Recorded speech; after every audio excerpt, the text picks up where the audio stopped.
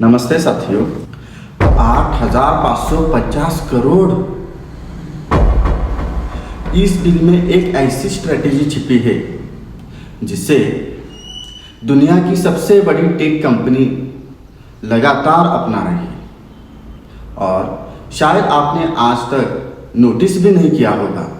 इतने पैसों में भारत की कई बड़ी कंपनियां खरीदी जा सकती हैं, लेकिन मेटा ने यह पैसा किसी बैंक में नहीं लगाया, किसी पेमेंट ऐप को नहीं खरीदा, बल्कि एक ऐसी फिनटेक कंपनी में इन्वेस्ट किया जो आज भी प्रॉफिटेबिलिटी के लिए संघर्ष कर रही है। और सबसे बड़ा सरप्राइज, क्रेड के फाउंडर कुणाल शाह अब मेटा में जाकर व्हाट्सएप के ग्लोबल हेड बनने वाले हैं। मेटा को आखिर क्रेड में ऐसा क्या दिखा? क्या ये सिर्फ इन्वेस्टमेंट है या फिर मेटा का भारत में डिजिटल पेमेंट्स पर कब्जा करने का मास्टर प्लान? आज इस वीडियो में हम इस डील की पूरी कहानी समझेंगे। Business model, strategy, benefits, risk और वो बिजनेस लेसन्स जो हर एंटरप्रेन्योर को सीखने चाहिए। I always come back. You will fear me. You are mine. आखिर हुआ क्या है? चलिए पहले डील समझते हैं।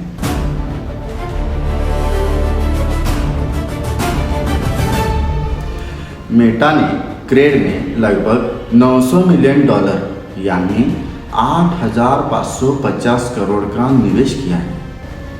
इसके बदले मेटा को लगभग 20% यानी 20% स्टेक मिला है। इस डील के बाद क्रेड की वैल्यूएशन लगभग $4.5 बिलियन हो गई है। लेकिन इस डील की सबसे बड़ी खबर इन्वेस्टमेंट नहीं है, बल्कि कुणाल शाह का मेटा ज्वाइन करना। उन्होंने क्रेड के सीईओ पद से हटकर व्हाट्सएप के ग्लोबल हेड की जिम्मेदारी स्वीकार की। अब क्रेड की कमान इंटरिम सीईओ माइटन संपत संभालेंगे। अब सवाल उठता है, मेटा ने कंपनी क्यों नहीं खरीदी? सिर्फ 20% ही क्यों लिया? यही से शुरू होती है पूरी स्ट्रैटेजी। अगर आप सोच रहे हैं मेटा ने फिनटेक बिजनेस में एंट्री लेने के लिए इन्वेस्टमेंट किया, तो जवाब है हाँ, लेकिन कहानी इससे कहीं बड़ी दूर है। मेटा का सबसे बड़ा हथियार व्हाट्सएप है और भारत में व्हाट्सएप के सैकड़ों मिलियन यूजर्स हैं। लेकिन अब बात पेमेंट्स की आती है तो गूगल पे, फोन पे और पेटीएम आज भी मार्केट लीडर है। मेटा पिछले कई साल से व्हाट्सएप पेमेंट्स को सफल बनाने की कोशिश कर रहा है, लेकिन उसे वह ग्रोथ नहीं मिली जिसकी उम्मीद थी। अब दूसरी तरफ देखिए, क्रेड इस कंपनी ने सिर्फ पेमेंट ऐप नहीं बनाया, इसने हाई क्रेडिट स्कोर वाले प्रीमियम कस्टमर्स की कम्युनिटी बनाई। इन यूजर्स की स्पेंडिंग पावर ज़्यादा है, फाइनेंशियल बिहेवियर अलग है, क्रेडिट डिसिप्लिन अच्छा है। यानी मेटा को कस्टमर्स नहीं मिले बल्कि फाइनेंशियल इंटेलिजेंस मिली। इस डील में सबसे इंटरेस्टिंग बात क्या है? मेटा ने क्रेड नहीं खरीदी, फाउंडर खरीद लिया। आज दुनिया की बड़ी टेक कंपनीज कंपनी खरीदने से ज़्यादा फाउंडर खरीद रही है। क्यों? क्योंकि ग्रेट कंपनीज ग्रेट फाउंडर्स बनाते हैं। मेटा पहले भी कई बार एक्वायर हायर स्ट्रेटेजी अपनाता रहा है, लेकिन इस बार मॉडल थोड़ा अलग है। कंपनी स्वतंत्र रहेगी, मेटा माइनॉरिटी इन्वेस्टर रहेगा, फाउंडर मेटा में काम करेगा। एनालिस्ट इससे क्या कह रहे हैं मालूम है? Take a stake, hire the founder. मतलब पूरी कंपनी खरीदने की जरूरत नहीं, टैलेंट अपने पास ले आओ। अब क्रेड की तरफ देखते हैं। इतनी बड़ी कंपनी अपना फाउंडर क्यों छोड़ देगी भैया? इसके पीछे 3 बड़े कारण हैं।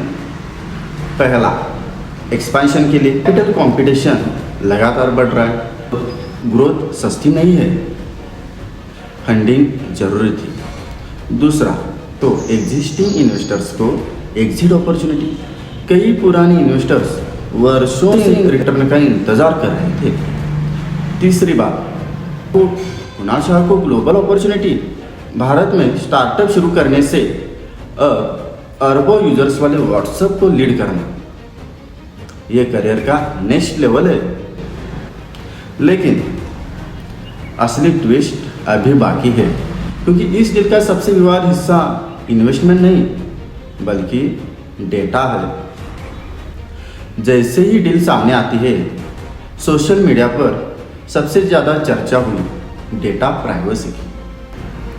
क्या अब मेटा को क्रेड का फाइनेंशियल डेटा मिलेगा? ऑफिशियल इंफॉर्मेशन के अनुसार नहीं, मेटा को क्रेड के कस्टमर डेटा का एक्सेस नहीं मिलेगा। फाइनेंशियल डेटा का पूरा कंट्रोल क्रेड के पास ही रहे। ये कंडीशन इसलिए महत्वपूर्ण है क्योंकि क्रेड के यूजर्स अपनी सबसे सेंसिटिव फाइनेंशियल इंफॉर्मेशन शेयर करते हैं। मेटा को मिलेगा strong leadership, fintech expertise, WhatsApp payments को ग्रो करने का मौका और इंडिया में स्ट्रॉन्ग प्रेजेंस।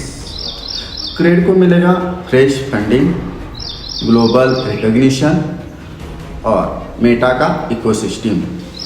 यानी दोनों कंपनी विन करने की कोशिश कर रही है, लेकिन रिस्क भी कम नहीं है।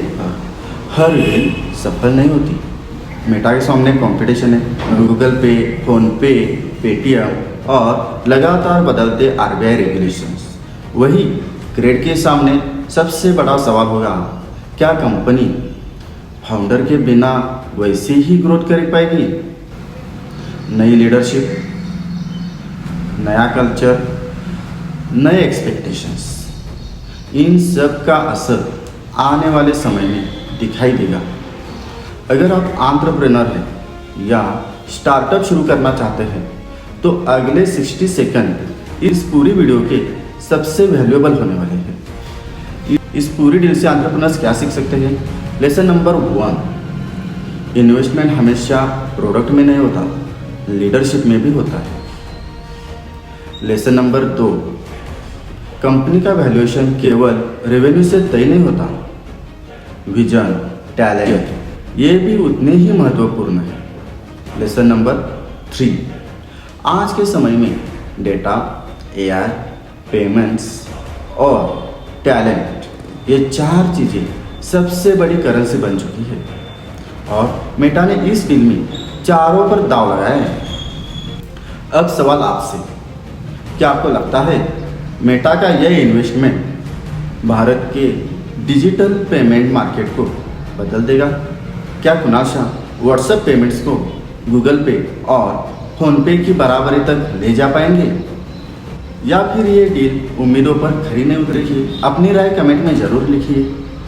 अगर आपको ऐसी ही डीप केस स्टडीज़ पसंद है, हमारे इस चैनल को सब्सक्राइब कीजिए, क्योंकि यहाँ हम केवल न्यूज़ नहीं बल्कि न्यूज़ के पीछे का बिजनेस समझते हैं। मिलते हैं अगली बिजनेस के स्टडीज़ में।